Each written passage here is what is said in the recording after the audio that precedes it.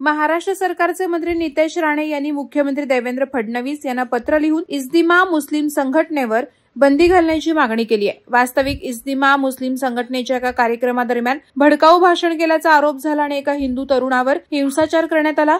मंत्री नितेश राणे यांनी ही बाब गंभीर असल्याचं सांगत देवेंद्र फडणवीस यांच्या महायुती सरकारकडे कारवाईची मागणी केली आहे। विशेष म्हणजे खारघरमध्ये आयोजित मुस्लिम संघटनेच्या इज्तिमाच्या कार्यक्रमात मुस्लिम समाजातील लोक मोठ्या संख्येने जमले होते।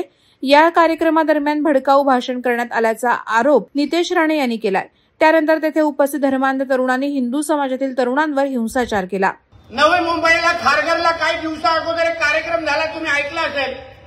अशा किड्यांसारखे सगळे जमलेले, सगळे किडे होते एकत्र। तिथे असं भडकाऊ भाषण तिथे दिलं गेलं, ते काय त्याचं नाव इस्तमान, काय त्याचं नाव बस्तर काय इस्तमान, नाव पण असे ठेवतात नाही। इस्तमा काहीतरी नाटक आहेत त्याची। पुढे धर्मगुरूंनी बोलतात भाषणं केली आणि मग त्या इस्तमाच्या नंतर काय झालं, तिथून येणारे जे काही मुसलमान तरुण होते त्यांनी आमच्या एका हिंदू समाजाच्या मुलाला थांबवलं, त्याला मारलं, मरेपर्यंत मारलं, हातातलं हेल्मेट त्याच्या डोक्यावर फोडलं आणि मारून टाकलंय त्याला।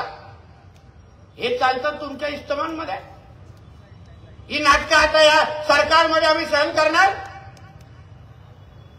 पत्र लिहिलंय मी मुख्यमंत्री साहेबांना, की हे इस्तमा नावाचे हे जे काही नाटकं आहेत ना, हे आमच्या महाराष्ट्रामध्ये बंद झाली पाहिजेत।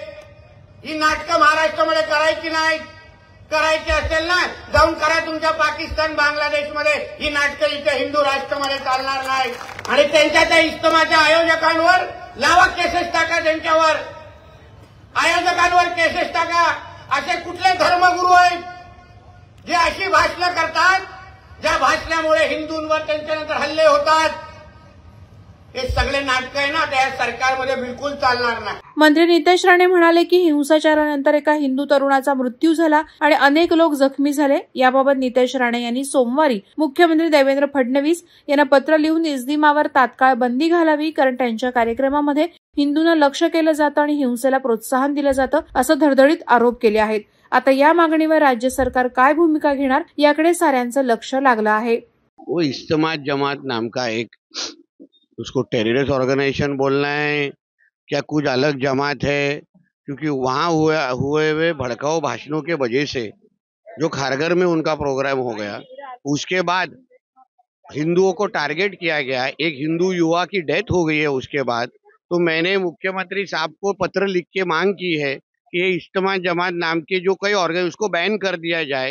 इनके कोई भी प्रोग्राम महाराष्ट्र में लेने से इनको बैन किया जाए, और उसके साथ जो क्या खारघर में जो प्रोग्राम हुआ उसकी एक इंक्वायरी होनी चाहिए, ऐसी मांग मैंने मुख्यमंत्री जी के पास की है। वादळवारा लाईव्हसाठी न्यूज ब्युरो, नवी मुंबई।